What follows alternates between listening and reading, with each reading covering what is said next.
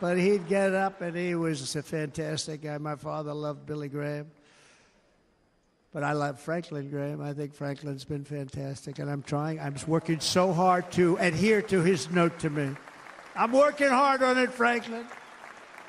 But if the events of last Saturday make anything clear, it is that every single moment we have on earth is a gift from God.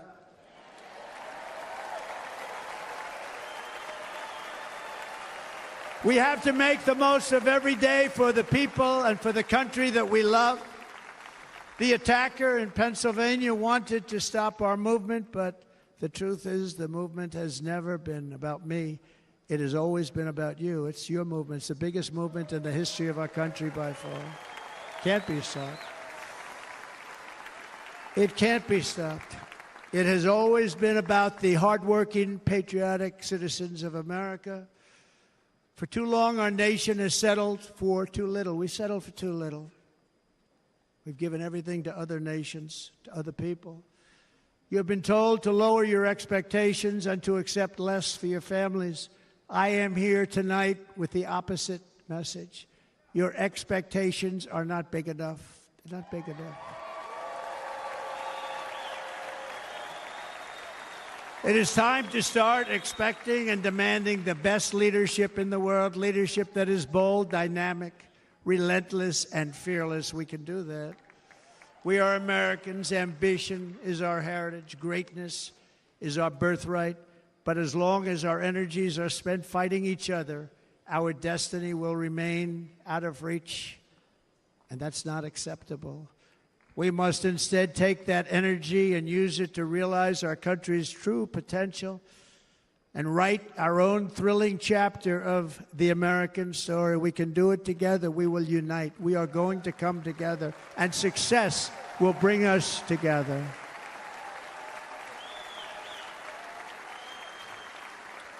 It is a story of love, sacrifice, and so many other things. And remember the word, devotion. It's unmatched devotion. Our American ancestors crossed the Delaware, survived the icy winter at Valley Forge, and defeated a mighty empire to establish our cherished republic. They fought so hard, they lost so many. They pushed thousands and thousands of miles across a dangerous frontier, taming the wilderness to build a life and a magnificent home for their family. They packed their families into covered wagons, trekked across hazardous trails, scaled towering mountains, and braved rivers and rapids to stake their claim on the wide-open, new, and very beautiful frontier. When our way of life was threatened, American patriots marched onto the battlefield, raced into enemy strongholds, and stared down death and stared down those enemies to keep alive the flame of freedom. At Yorktown, Gettysburg, and Midway, they joined the roll call of immortal heroes. So many heroes, so many great, great people. And we have to cherish those people. We can't forget those people. We have to cherish those people.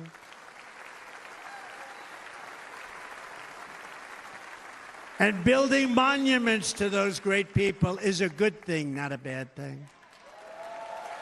They saved our country. No challenge was too much. No hardship was too great. No enemy was too fierce. Together, these patriots soldiered on and endured, and they prevailed because they had faith in each other, faith in their country, and above all, they had faith in their God.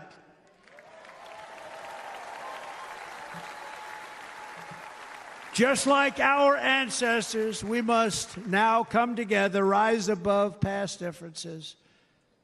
Any disagreements have to be put aside and go forward, united as one people, one nation, pledging allegiance to one great, beautiful, I think it's so beautiful, American flag. Tonight I ask for your partnership, for your support, and I am humbly asking for your vote. I want your vote. We're going to make our country great again. Every day I will strive to honor the trust you have placed in me, and I will never, ever let you down. I promise that. I will never let you down.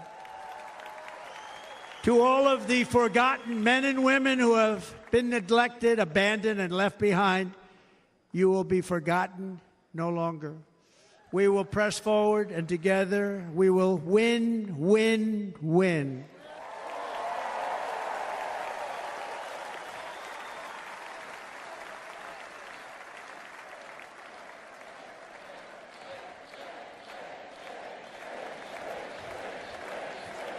Win, win, win, win, win, win.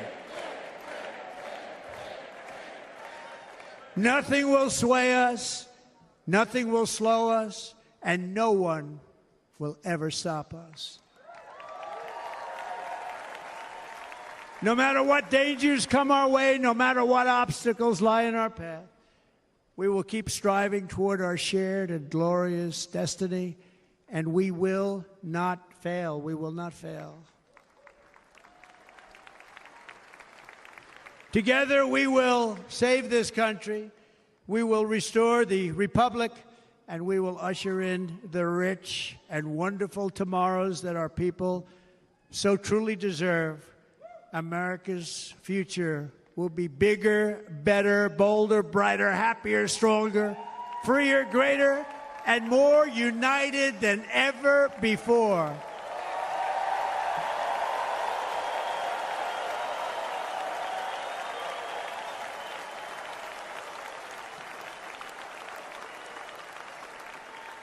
And quite simply put, we will very quickly make America great again.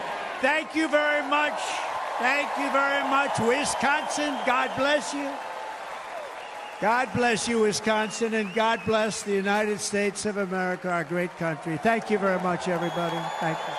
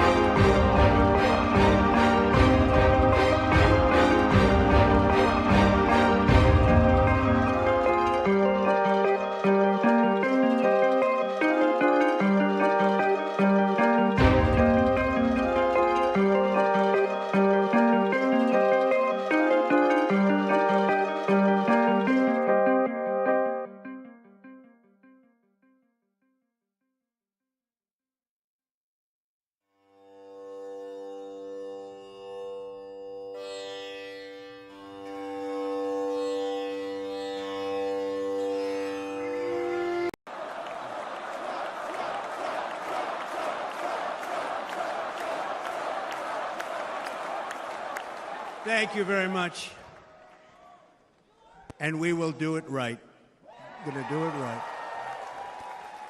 Let me begin this evening by expressing my gratitude to the American people for your outpouring of love and support following the assassination attempt at my rally on Saturday.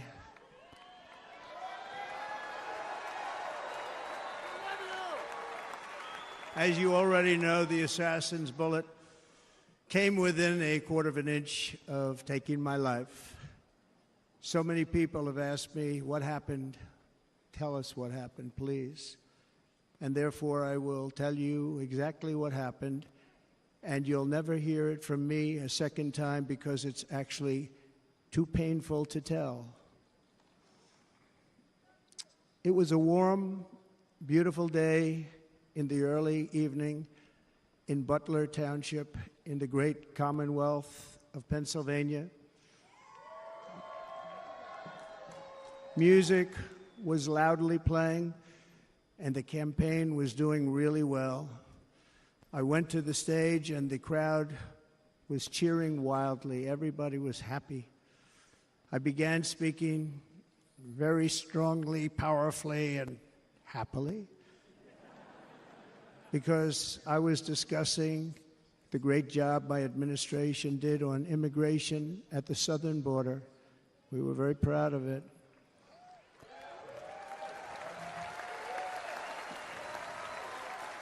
Behind me and to the right was a large screen that was displaying a chart of border crossings under my leadership.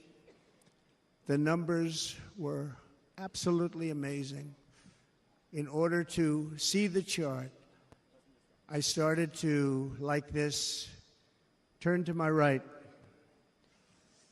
and was ready to begin a little bit further turn, which I'm very lucky I didn't do, when I heard a loud whizzing sound and felt something hit me really, really hard on my right ear. I said to myself, wow, what was that? It can only be a bullet. And moved my right hand to my ear, brought it down. My hand was covered with blood, just absolutely blood all over the place. I immediately knew it was very serious, that we were under attack, and in one movement proceeded to drop to the ground. Bullets were continuing to fly as very brave Secret Service agents rushed to the stage, and they really did. They rushed to the stage.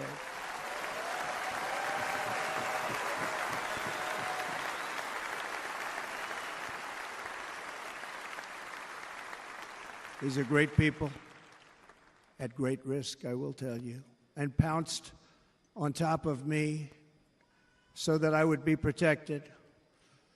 There was blood pouring everywhere, and yet, in a certain way, I felt very safe because I had God on my side. I felt that.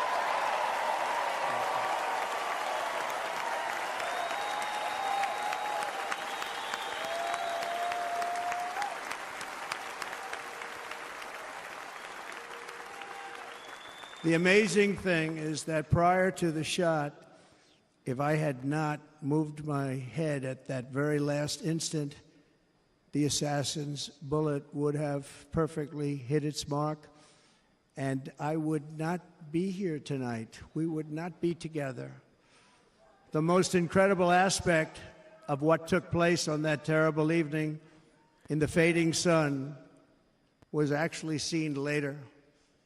In almost all cases, as you probably know, and when even a single bullet is fired, just a single bullet, and we had many bullets that were being fired, crowds run for the exits or stampede, but not in this case. It's very unusual.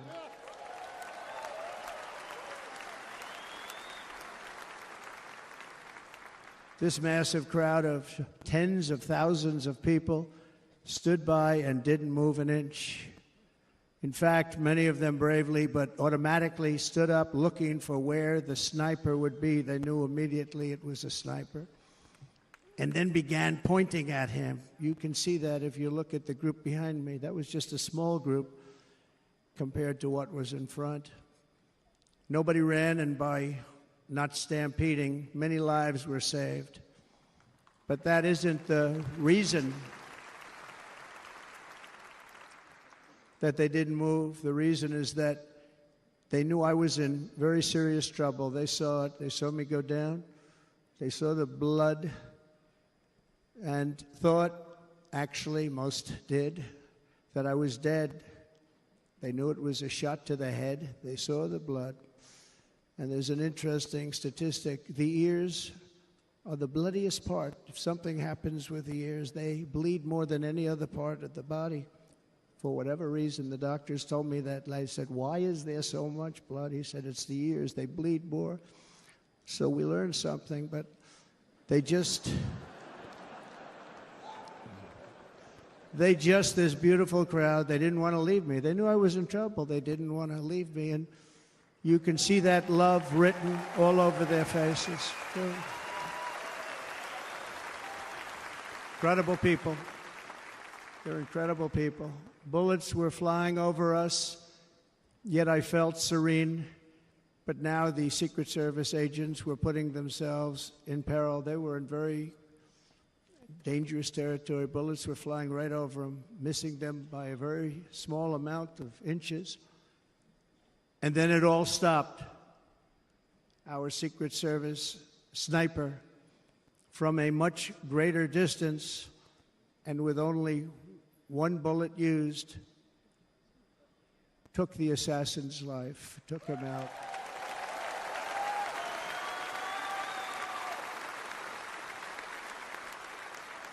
I'm not supposed to be here tonight. Not supposed to be here. No.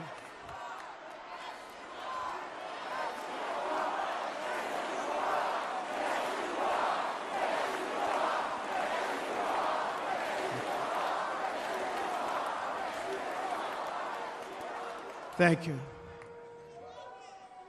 But I'm not. And I'll tell you, I stand before you in this arena only by the grace of Almighty God.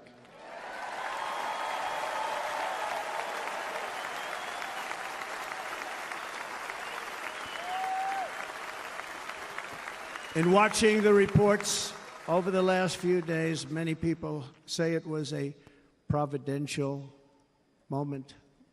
Probably was. When I rose surrounded by Secret Service, the crowd was confused because they thought I was dead, and there was great, great sorrow. I could see that on their faces as I looked out. They didn't know I was looking out. They thought it was over. But I could see it, and I wanted to do something to let them know I was okay. I raised my right arm, looked at the thousands and thousands of people that were breathlessly waiting, and started shouting, "Fight, fight, fight."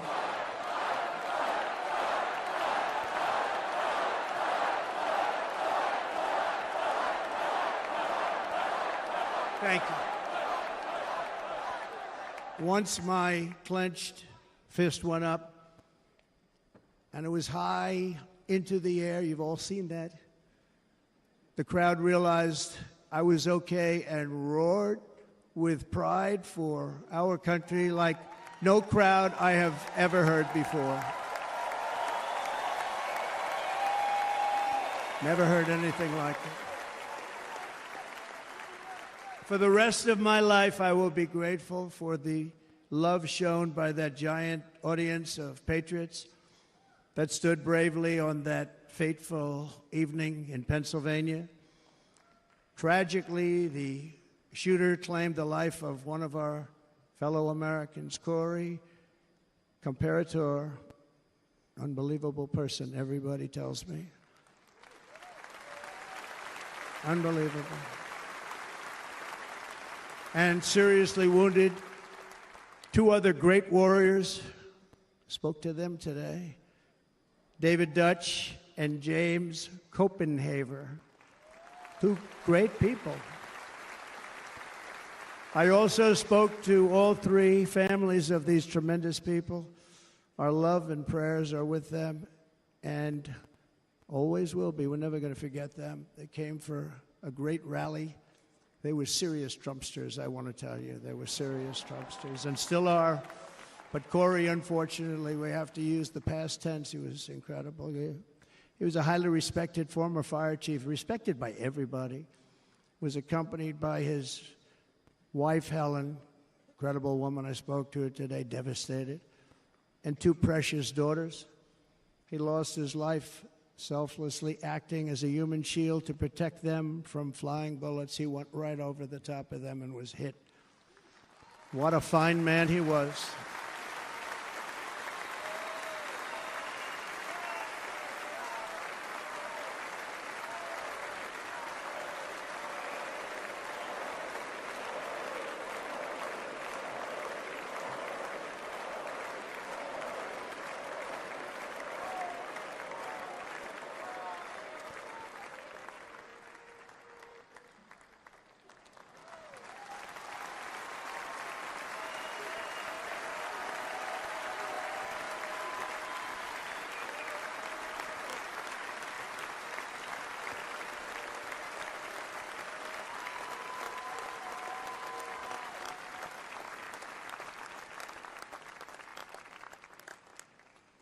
thank the fire department and the family for sending his helmet, his outfit, and it was just something, and they're going to do something very special when they get it. But we did something which cannot match what happened, not even close. But I am very proud to say that over the past few days, we've raised $6.3 million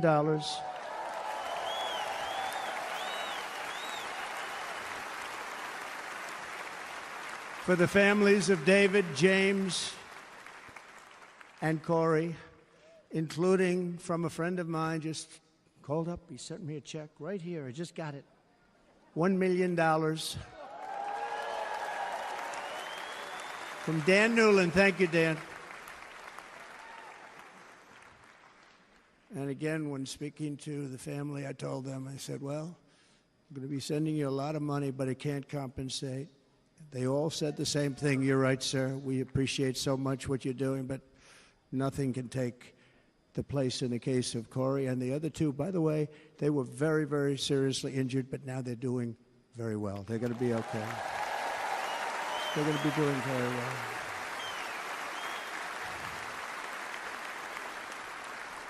They're warriors. So now I ask that we observe a moment of silence in honor of our friend Corey.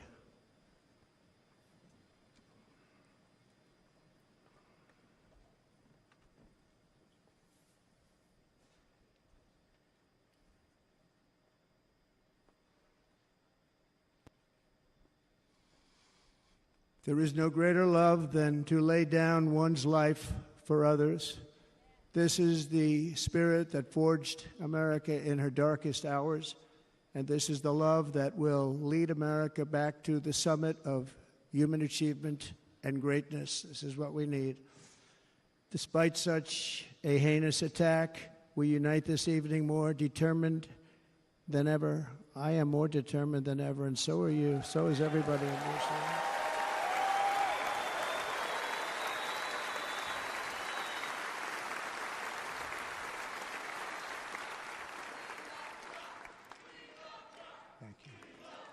Thank you very much.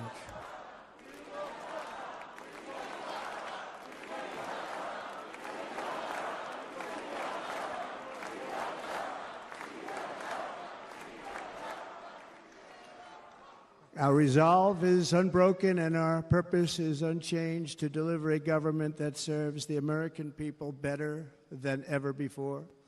Nothing will stop me in this mission because our vision is righteous and our cause is pure. No matter what obstacle comes our way, we will not break, we will not bend, we will not back down, and I will never stop fighting for you, your family, and our magnificent country. Never.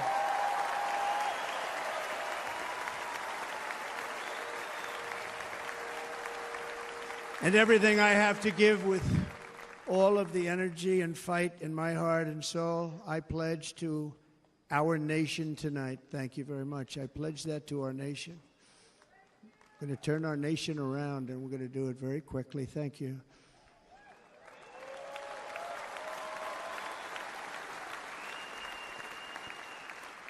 This election should be about the issues facing our country and how to make America successful, safe, free, and great again.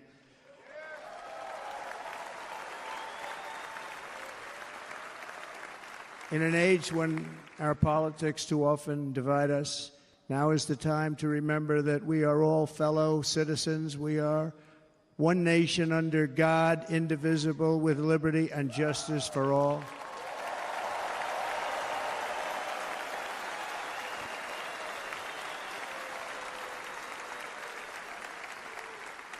And we must not criminalize dissent or demonize political disagreement, which is what's been happening in our country lately at a level that nobody has ever seen before. In that spirit, the Democrat Party should immediately stop weaponizing the justice system and labeling their political opponent as an enemy of democracy. Especially since That is not true. In fact, I am the one saving democracy for the people of our country.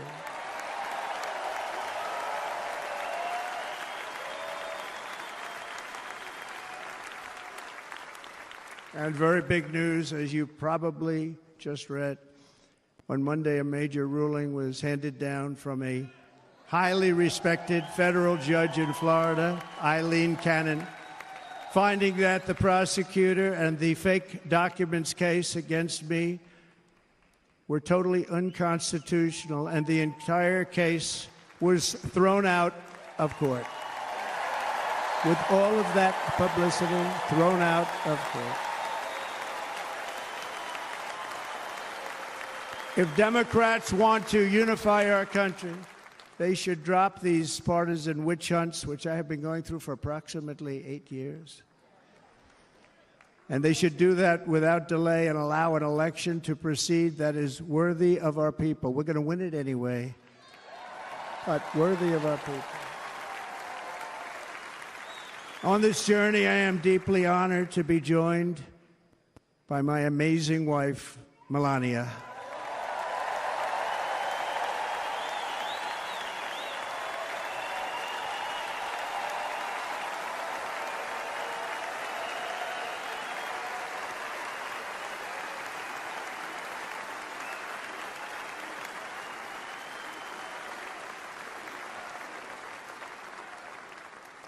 And Melania, thank you very much. You also did something really beautiful, a letter to America calling for national unity, and it really took the Republican Party by surprise. I will tell you, it was beautiful.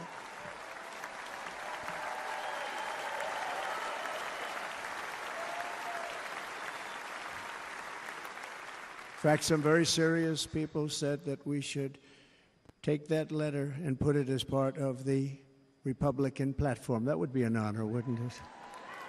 Right, Mr. Congressman? But it captivated so many, so I also want to thank my entire family for being here. Don, Kimberly, Ivanka and Jared, Eric and Lara, Tiffany and Michael, Barron. We love our Barron.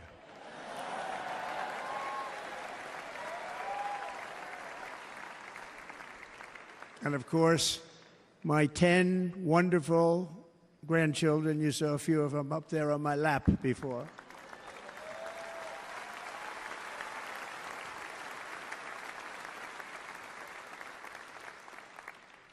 And how good was Dana? Was Dana good? I mean, was he good?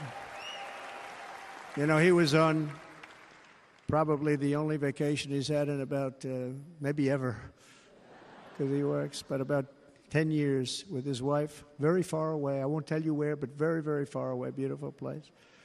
And my people called, and he said, I won't be able to do it. This is many, many years. I promised my wife I can't do it. And they came in, they said, Dana won't be able to do it, because he was my first, second, and third choice. I said, well, that's too bad, but I understand he's away, and it's good. It's good for him.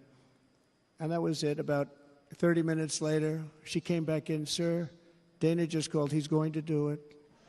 And his wife, she said, you can't turn him down. You just can't do it. You have to go. That's a good wife.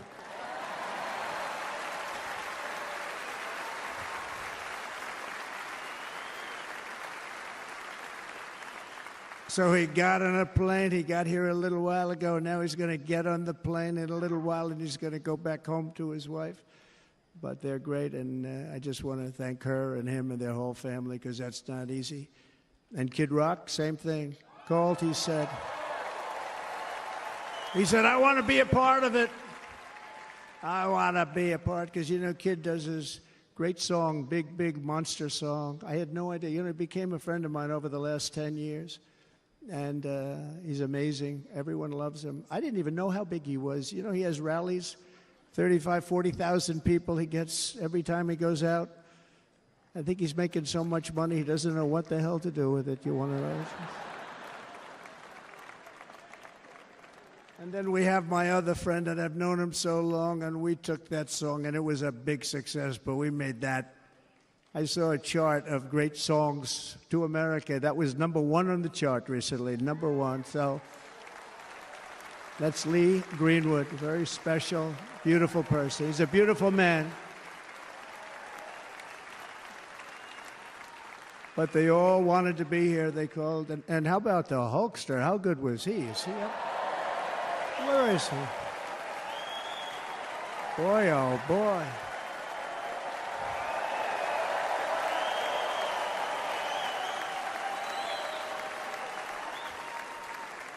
You know, they may call that entertainment. I know about entertainment, but when he used to lift a 350-pound man over his shoulders and then bench press him 2 rows into the audience, I say maybe entertainment, but he is one strong son of a gun. I will tell you, I watched it many times. There aren't a lot of entertainers that can do that, right? You were fantastic. Thank you very much. Followed by Eric. What was that all about? Boy, that was good. I didn't want to really come up here. But he was so great, and he's such a good young man. He went through a lot of trouble, and Don last night was incredible. They went through so much trouble. They got subpoenaed more than any people probably in the history of the United States. Every week they get another subpoena from the Democrats, crazy Nancy Pelosi, the whole thing, just boom, boom, boom. They've got to stop that because they're destroying our country. We have to work on making America great again, not on beating people. And we won. We beat them and all. We beat them on the impeachments. We beat them on indictments. We beat them. But the time that you have to spend, if they would devote that genius to helping our country, we'd have a much stronger and better country.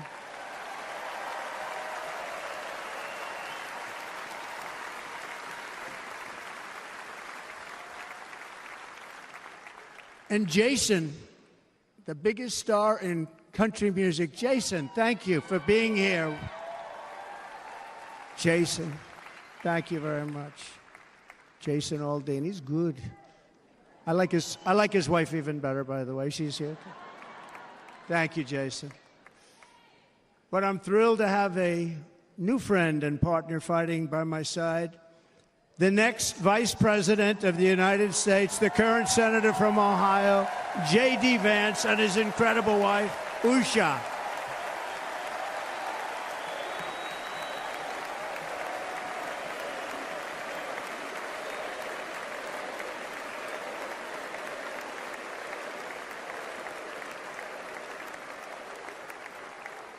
He's going to be a great Vice President. He's going to be great. He'll be with this country and with this movement, greatest movement in the history of our country, Make America Great Again. When they criticize it, they say, we're going to try and stop MAGA. I said, MAGA is Make America Great Again. What are you going to stop? There's nothing to stop. Then they say, oh, that's right. It's very tough to fight it. And all of the people that did try and fight it have failed. But he's going to be with us for a long time, and it was an honor to select him. Great, great student at Yale. His wife was a great student at Yale. They met at Yale. These are two smart people. So, JD, you're going to be doing this for a long time. Enjoy the ride.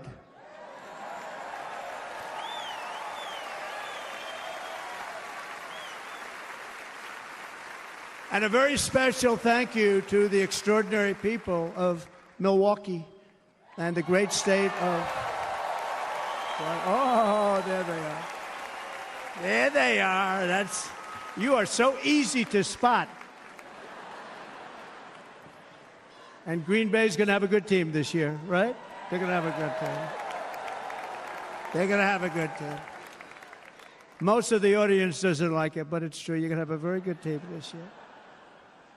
And by the way, Wisconsin, we are spending over $250 million here, creating jobs and other economic development all over the place. So I hope you will remember this in November and give us your vote. I am trying to buy your vote. I'll be honest about that.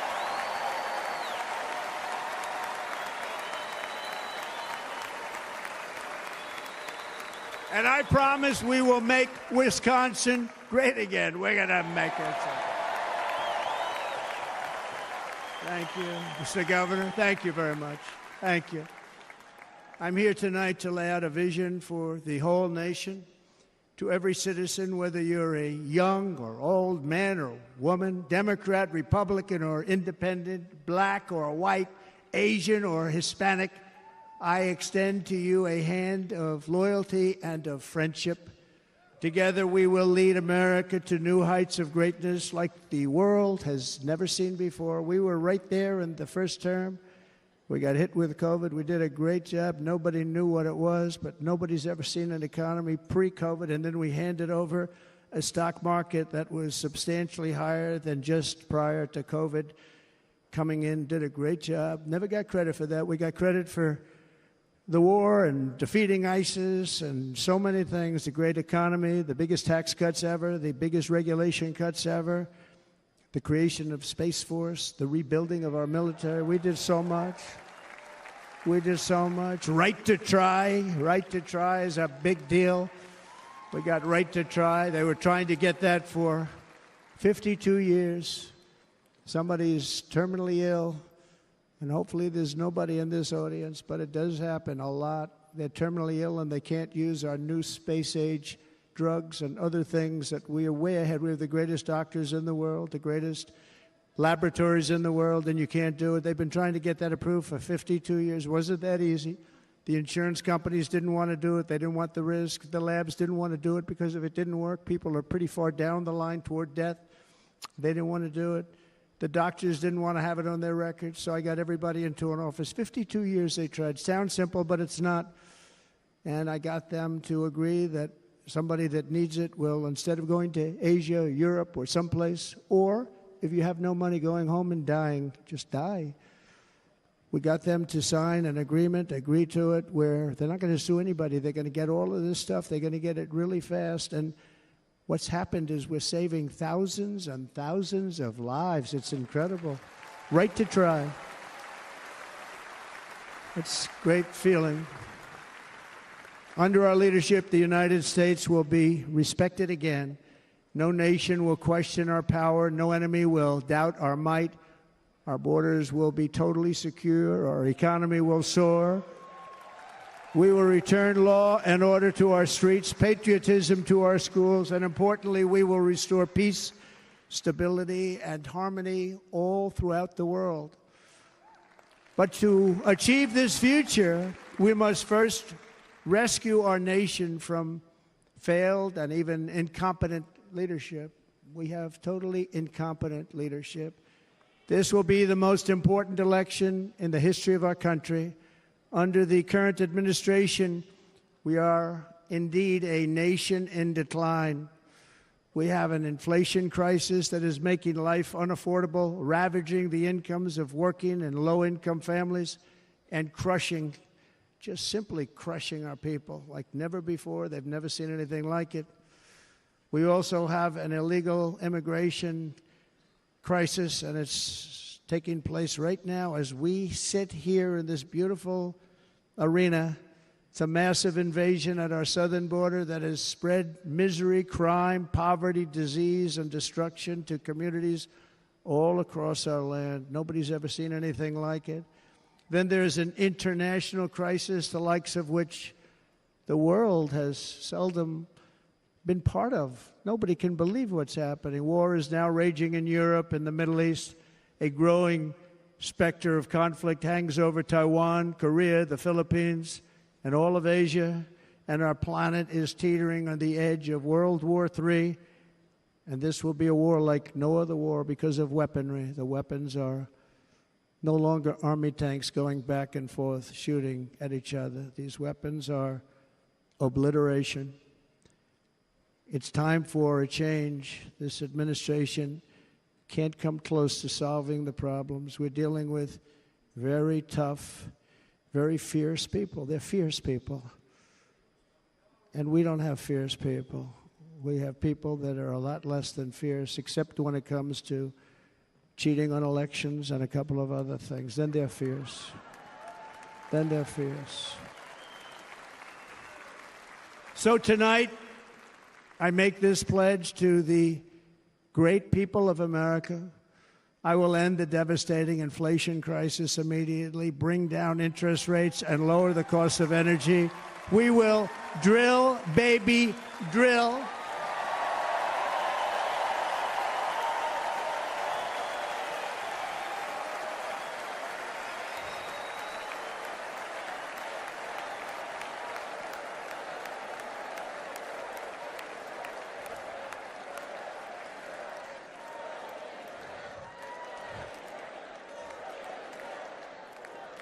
Can you believe what they're doing?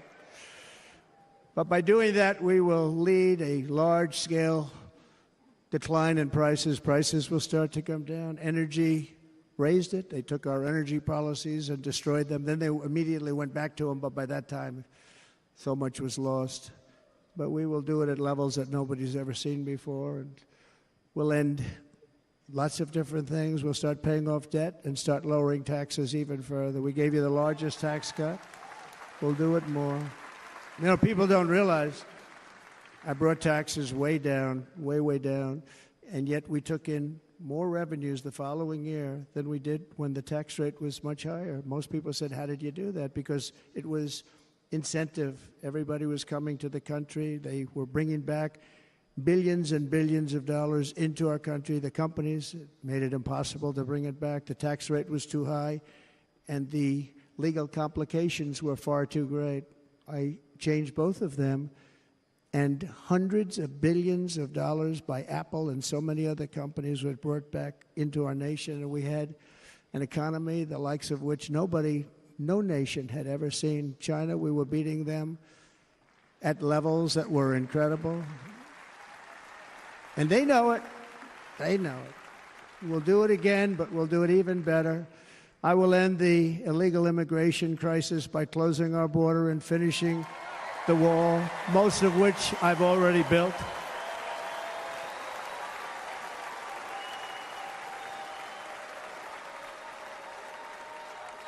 On the wall, we were dealing with a very difficult Congress. And I said, oh, that's okay. We won't go to Congress. I call it an invasion. We gave our military almost $800 billion. I said, I'm going to take a little of that money because this is an invasion. And we built, most of the wall is already built. And we built it through using the funds because what's better than that? We have to stop the invasion into our country that's killing hundreds of thousands of people a year. We're not going to let that happen. I will end every single international crisis that the current administration has created, including the horrible war with Russia and Ukraine, which would have never happened if I was president, and the war caused by the attack on Israel, which would have never happened if I was president. Iran was broke. Iran had no money. Now Iran has $250 billion. They made it all over the last 2.5 years. They were broke. I watched the other day on a show called Deface the Nation. Has anyone seen it? And they had a congressman who was a Democrat say, well, whether you like him or not, Iran was broke dealing with Trump. I told China and other countries, if you buy from Iran, we will not let you do any business in this country, and we will put tariffs on every product you do send in of 100% or more. And they said to me, well, I think that's about it. They weren't going to buy any oil. And they were ready to make a deal. Iran was going to make a deal with us. And then we had that horrible, horrible result that we'll never let happen again. The election result, we're never going to let that happen again. They used COVID to cheat. We're never going to let it happen again. And they took off all the sanctions, and they did everything possible for Iran. And now Iran is very close to having a nuclear weapon, which would have never happened. This is a shame what this administration, the damage that this administration has done. And I say it often, if you took the 10 worst presidents in the history of the United States, think of it, the 10 worst, added them up, they will not have done the damage that Biden has done. Only going to use the term once. Biden. I'm not going to use the name anymore, just one time. The damage that he's done to this country is unthinkable. It's unthinkable. Together we will restore vision, strength, competence, and we're going to have a thing called common sense making most of our decisions, actually. It's all common sense. Just a few short years ago, under my presidency, we had the most secure border and best economy in the history of our country, in the history of the world. We had the greatest economy in the history of the world. We had never done anything like it.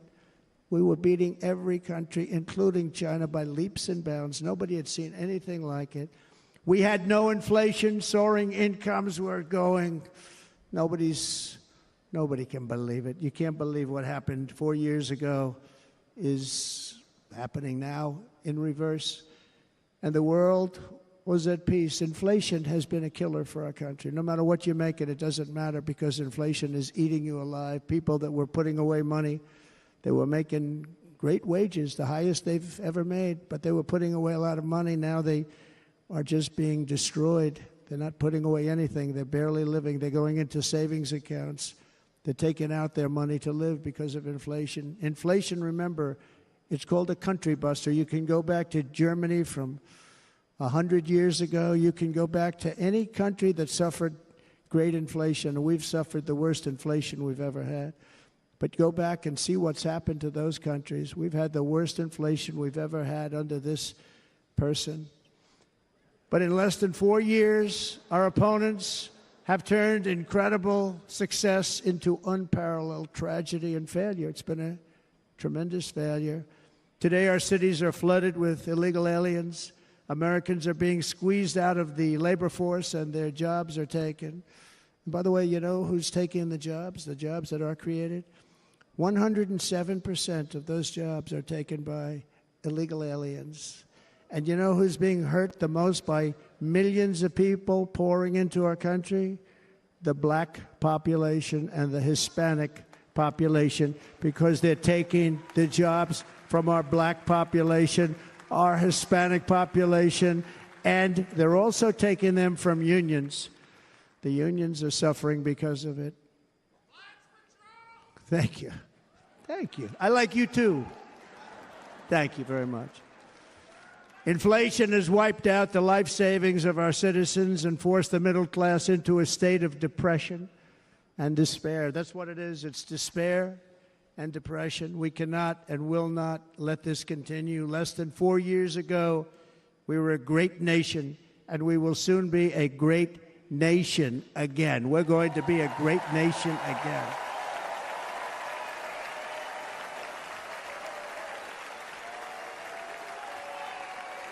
Thank you. With proper leadership, every disaster we are now enduring will be fixed, and it will be fixed very, very quickly.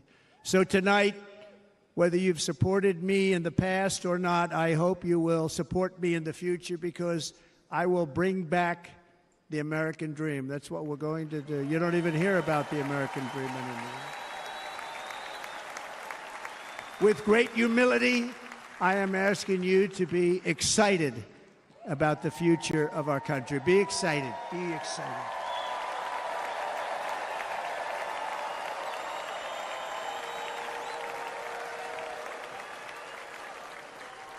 And by the way, the news reports, look at all of those big networks. Look at them. They're all here. But every one of them has said this could be the most organized, best run, and most enthusiastic convention of either party that they've ever seen. Every single one.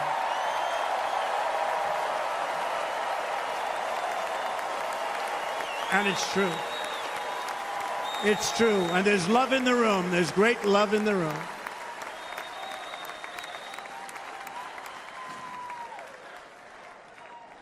So I better finish strong. Otherwise, we'll blow it, and we can't let that happen.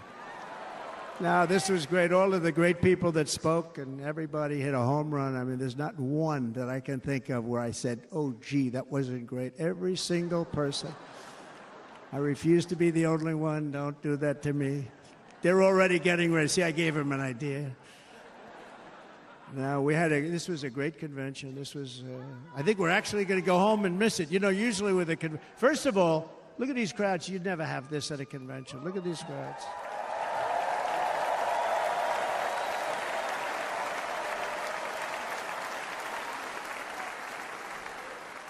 Love, it's about love. This week, the entire Republican Party has formally adopted an agenda for America's renewal, and you saw that agenda, and it's very short compared to the long, boring, meaningless agendas of the past, including the Democrats. They write these things that are hundreds of pages long, and they never read them after they're done. In their case, fortunately, they don't read them because they're pretty bad. It's a series of bold promises that we will swiftly implement when you give us a Republican House. And Mr. Speaker, thank you very much. We have our great Speaker of the House with us tonight. Mr. Speaker, thank you very much. Thank you. A Republican Senate, we have many senators here. And send me back to our beautiful White House just a few short months from now. We're talking about just months. It can't come fast enough. We have to get it done. First, we must get economic relief to our citizens. Starting on day one, we will drive down prices and make America affordable again. We have to make it affordable. It's not affordable. People can't live like this. Under this administration, our current administration, groceries are up 57%, gasoline is up 60% and 70%, mortgage rates have quadrupled. And the fact is, it doesn't matter what they are because you can't get the money anyway. You can't buy houses. Young people can't get any financing to buy a house. The total household costs have increased an average of $28,000 per family under this administration. Republicans have a plan to bring down prices and bring them down very, very rapidly. By slashing energy costs, we will in turn reduce the cost of transportation, manufacturing, and all household goods. So much starts with energy. And remember, we have more liquid gold under our feet than any other country by far. We are a nation that has the opportunity to make an absolute fortune with its energy. We have it, and China doesn't. Under the Trump administration, just 3.5 years ago, we were energy independent. But soon, we will actually be better than that. We will be energy dominant and supply not only ourselves, but we will supply the rest of the world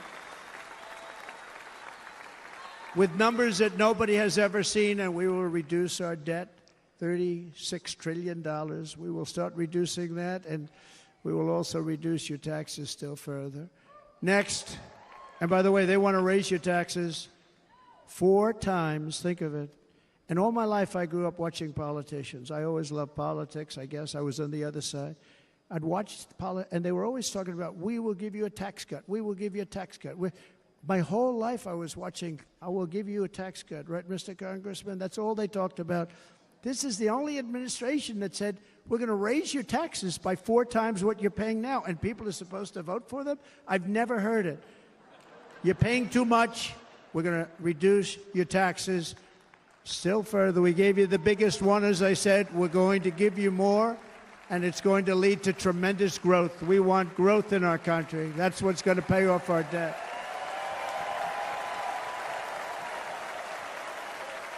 And next, we will end the ridiculous and actually incredible waste of taxpayer dollars that is fueling the inflation crisis. They spent trillions of dollars on things having to do with the Green New Scam. It's a scam. And that's caused tremendous inflationary pressures in addition to the cost of energy. And all of the trillions of dollars that are sitting there not yet spent, we will redirect that money for important projects like roads, bridges, dams, and we will not allow it to be spent on meaningless Green New Scam ideas.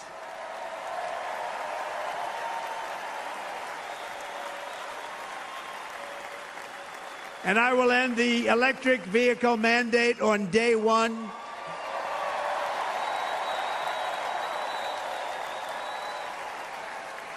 thereby saving the U.S. auto industry from complete obliteration, which is happening right now, and saving U.S. customers thousands and thousands of dollars per car.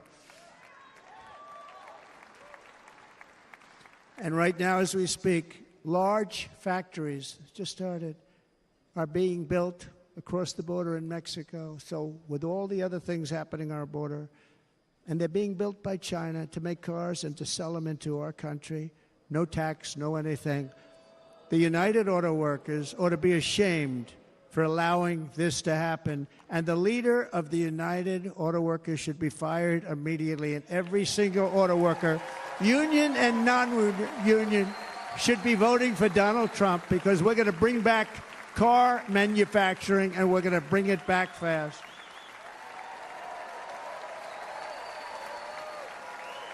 They're building some of the largest auto plants anywhere in the world. Think of it, in the world. We're going to bring it back. We're going to make them. We don't mind that happening, but those plants are going to be built in the United States, and our people are going to man those plants.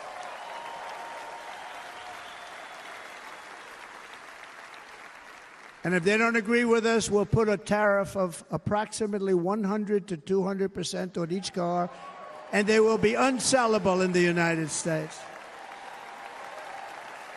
We have long been taken advantage of by other countries. And think of it, oftentimes these other countries are considered so-called allies. They've taken advantage of us for years. We lose jobs, we lose revenue, and they gain everything and wipe out our businesses, wipe out our people. I stopped it for 4 years. I stopped it.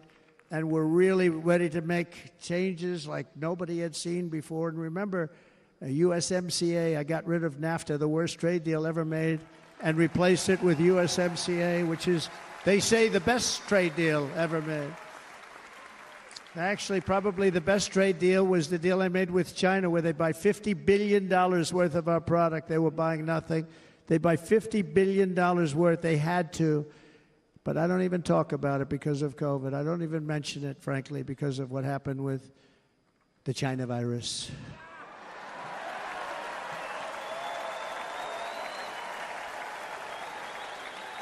We will not let countries come in, take our jobs, and plunder our nation. They come and do that. They plunder our nation. The way they will sell their product in America is to build it in America. Very simple. Build it in America and only in America.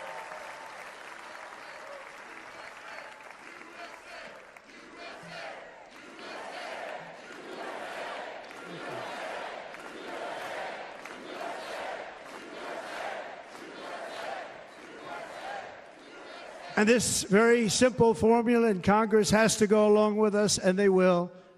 This very simple formula will create massive numbers of jobs. We will take over the auto industry again, and many, many, hundreds of thousands of jobs. We lost so many jobs over the years. If you go back 20, 25 years, they've stolen, going to China and Mexico, about 68% of our auto industry manufacturing jobs. We're going to get them all back. We're going to get them all back, every one of them. At the center of our plan for economic relief are massive tax cuts for workers that include something else that's turned out to be very popular, actually. Here it's very popular, in this building and all those hotels that I saw that are so nice. I'm staying in a nice one. It's called no tax on tips. No tax on tips. No tax on tips.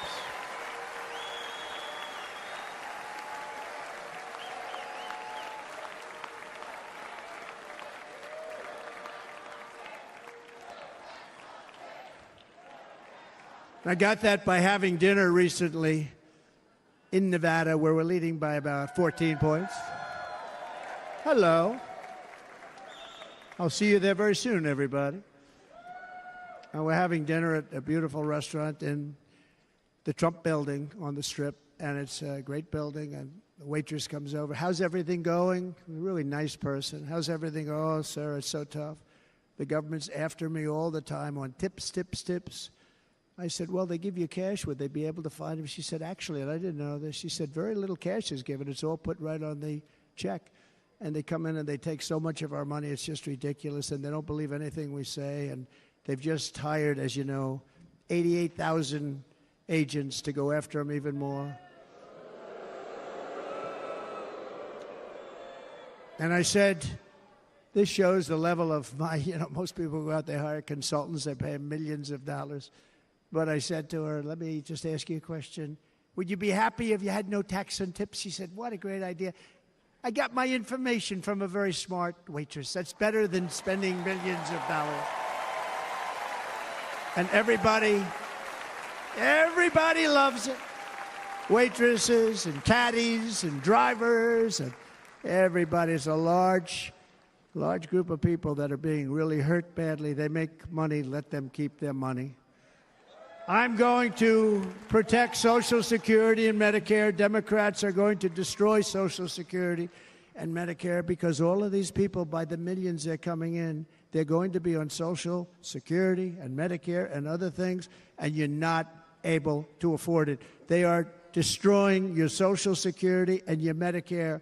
Under my plan, incomes will skyrocket, inflation will vanish completely, jobs will come roaring back, and the middle class will prosper like never, ever before, and we're going to do it very rapidly.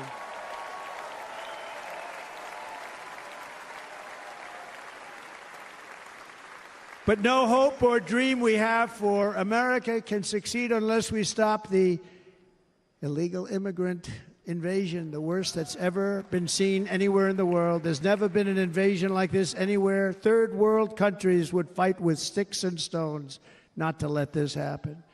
The invasion at our southern border, we will stop it, and we will stop it quickly. You heard Tom Homan yesterday. Tom Homan, put him in charge and just sit back and watch. Brandon Judd, the Border Patrol, he's incredible. These guys, they really, their job is a lot easier if they don't have to do anything, but they want to. They're patriots. Brandon Judd, Border Patrol, ICE. ICE goes out. You have to see what ICE does with MS-13. You have these are probably the worst gang, and ICE goes in there. And I know a lot of people in these rows here, and they're very tough people, but they don't want to do this job. They'll go into a pack of MS-13 killers. They're the worst, probably the worst gangs in the world. We have thousands of them. I moved thousands and thousands out in my 4 years. We moved them out, and it was a pleasure. But ICE would go right into a pack of these killers, and you see fists flying, you see everything flying, and then they take them. They put them in a paddy wagon. They take them back, and they get them out of our country. And the other countries weren't accepting them back, and I called up, and I said, tell them that we're not giving them economic aid anymore. And the next day, I got calls from all of these countries that were terminated. Billions of dollars we spend on economic aid to countries that does us, frankly, no good.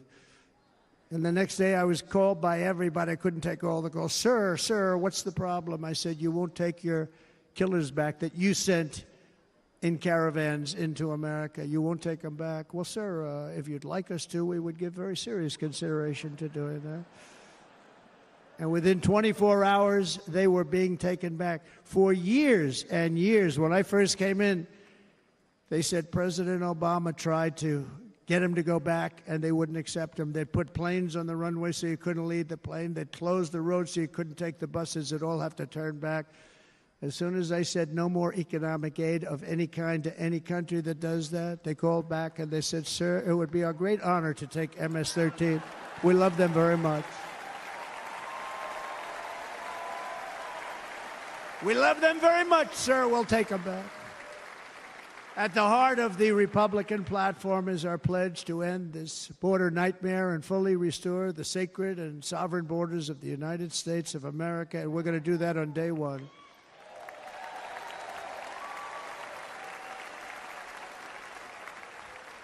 That means two things on day one, right? Drill, baby, drill, and close our borders.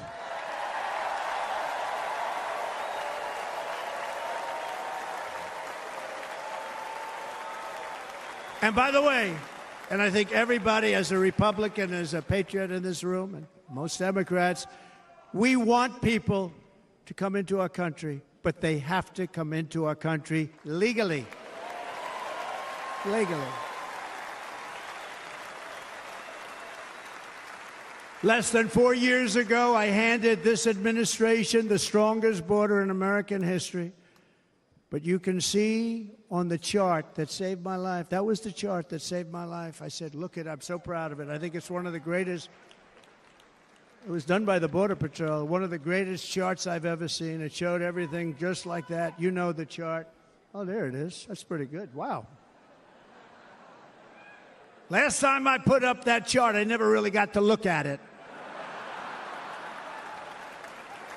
But without that chart, I would not be here today.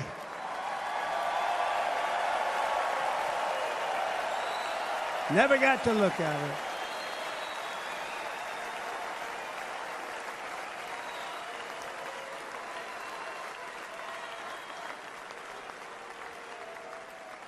I said, you got to see this chart. I was so proud of it, and by the time I got to there, I never got to see it that day. But I'm seeing it now, and I was very proud. If you look at the arrow on the bottom, that's the lowest level, the one on the bottom, heavy red arrow. That's the lowest level of illegal immigrants ever to come into our country in recorded history, right there. Right there. And that was my last week in office. And then you see what happened after I left. Look at the rest. And if you go out a little bit further, it's getting to be a little bit old, but I love it anyway, right? But you can go much higher with those numbers. Look what happened right after that. The invasion began. We had the opposite. We stopped the invasion. But the invasion that we stopped was peanuts by comparison to what happened after I left. Look at what happened after I left. They took over our country. We ended all catch and release. We shut down asylum fraud. We stopped human trafficking and forged historic agreements to keep illegal aliens on foreign soil. We want them to stay on their soil. Under the Trump administration, if you came in illegally, you were apprehended immediately and you were deported. You went right back. The current administration terminated every single one of those great Trump policies that I put in place to seal the border. I wanted a sealed border. Again, come in, but come in legally. You know how unfair it is? So many people, hundreds of thousands of people, have been working for years to come into our country. And now they see these people pour into our country at levels that are unprecedented. It's so unfair. And we're not going to do it. We're not going to stand for it. They suspended wall construction, ended remain in Mexico. We had a policy, remain in Mexico. You think that was easy to get from the Mexican government? But I said, you must give it to us. If you don't give it to us, there will be repercussions. And they gave it to us. But not easy. Canceled our Safe Third agreements. Demolished Title 42, implemented nationwide catch and release. That's catch and release, where we catch them and release them into our country. We catch them and release them into Mexico. There's a slight difference. And took 93, this is the previous administration, 93 executive actions to throw open our border to the world. The entire world is pouring into our country because of this very foolish administration. The greatest invasion in history is taking place right here in our country. They are coming in from every corner of the earth, not just from South America, but from Africa, Asia, the Middle East. They're coming from everywhere. They're coming at levels that we've never seen before. It is an invasion indeed, and this administration does absolutely nothing to stop them. They're coming from prisons. They're coming from jails. They're coming from mental institutions and insane asylums. You know, the press is always on me because I say this. Has anyone seen Silence of the Lambs? The late, great Hannibal Lecter. He'd love to have you for dinner. That's insane asylums. They're emptying out their insane asylums. And terrorists are coming in at numbers that we've never seen before. Bad things are going to happen. Meanwhile, our crime rate is going up, while crime statistics all over the world are going down, because they're taking their criminals and they're putting them into our country. A certain country, and I happen to like the president of that country very much, but he's been getting great publicity because he's a wonderful shepherd of the country. He says how well the country's doing because their crime rate is down. And he said he's training all of these rough people. They're rough, rough, rough. He's training them. And I've been reading about this for 2 years. I think, oh, that's wonderful. Let's take a look at it. But then I realized he's not training them. He's sending all of his criminals, his drug dealers, his people that are in jails, he's sending them all to the United States. And he's different in that he doesn't say that. He's trying to convince everybody what a wonderful job he does in running the country. Well, he doesn't do a wonderful job. And by the way, if I ran one of the countries, many countries, many countries from all over, I would be worse than any of them. I would have had the place totally emptied out already.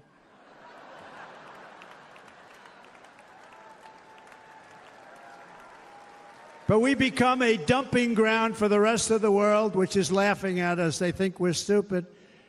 And they can't believe that they're getting away with what they're getting away with, but they're not going to be getting away with it for long. That's what I can tell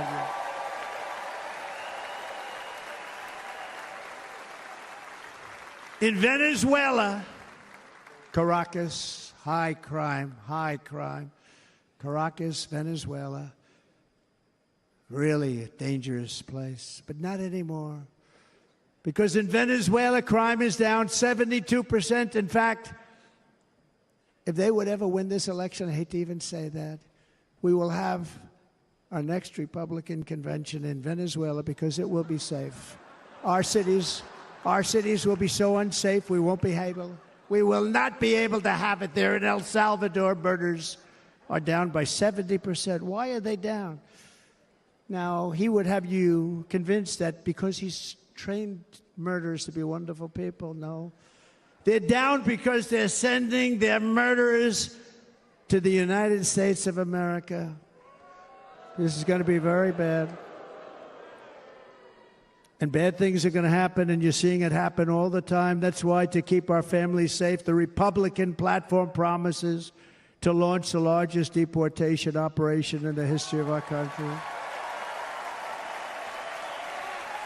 Even larger than that of President Dwight D. Eisenhower from many years ago. You know, he was a moderate, but he believed very strongly in borders. He had the largest deportation operation we've ever had.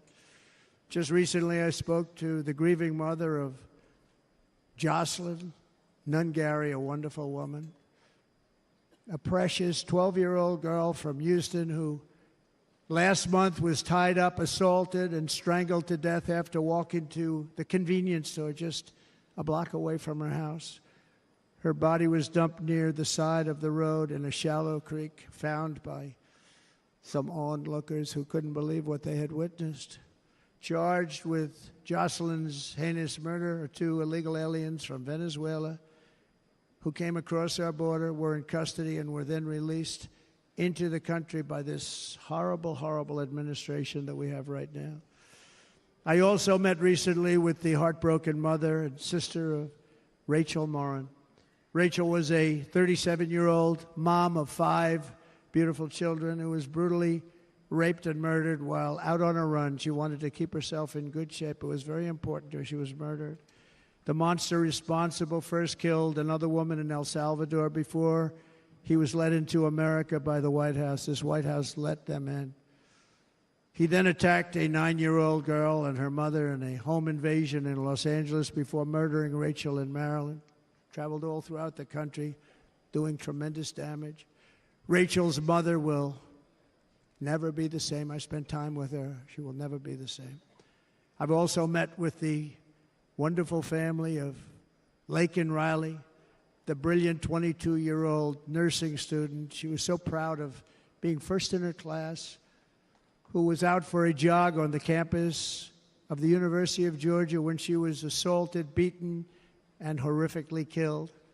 Yet another American life was stolen by a criminal alien set free by this administration. And these were incredible people we're talking about. These were incredible people who died.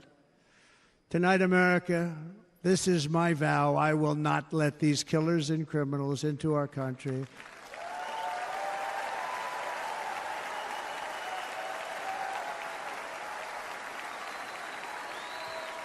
I will keep our sons and daughters safe.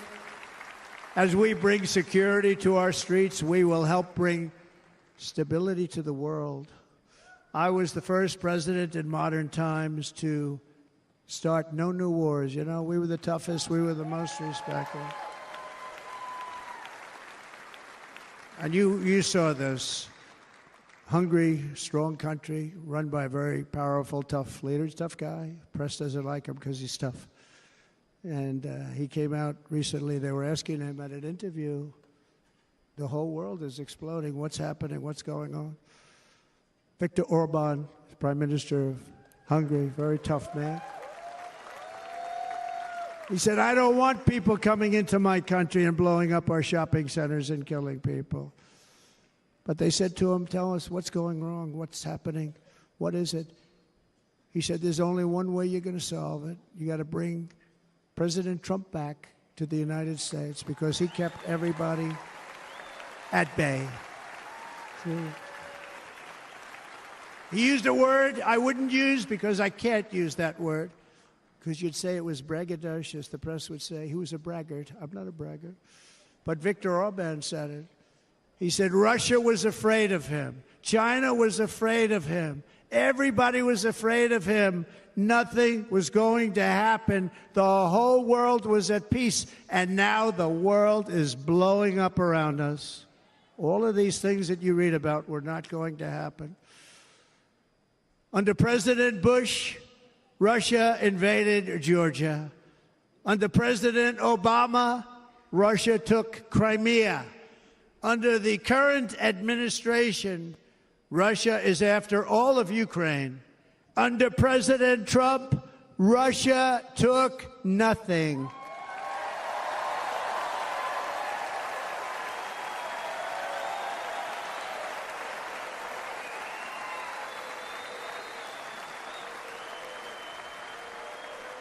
We defeated 100% of ISIS in Syria and Iraq, something that was said to take 5 years, sir. It'll take 5 years, sir. We did it in a matter of a couple of months. We have a great military. Our military is not woke. It's just some of the fools on top that are woke.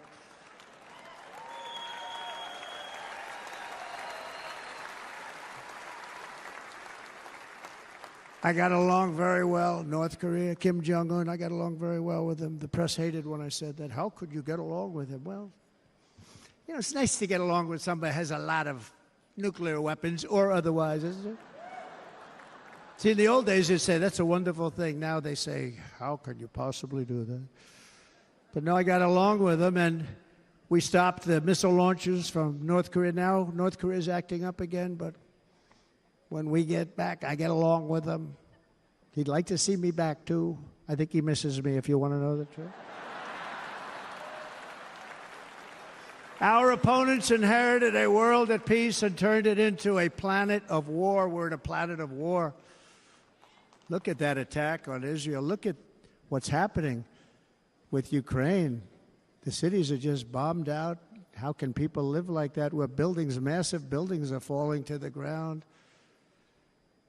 It began to unravel with the disastrous withdrawal from Afghanistan, the worst humiliation in the history of our country. We have never had a humiliation like that. 13 heroic U.S. service members were tragically and needlessly killed. 45 others were horrifically wounded. Nobody ever talks about them. No arms, no legs, face explosions, horrifically wounded. And by the way, we have a man in this room who's running for the U.S. Senate from a great state, Nevada, named Sam Brown, who paid the ultimate price. Thank you, Sam. Thank you, Sam. Thank you. He paid the biggest price probably ever paid by anybody that is running for office, and I think he's going to do great.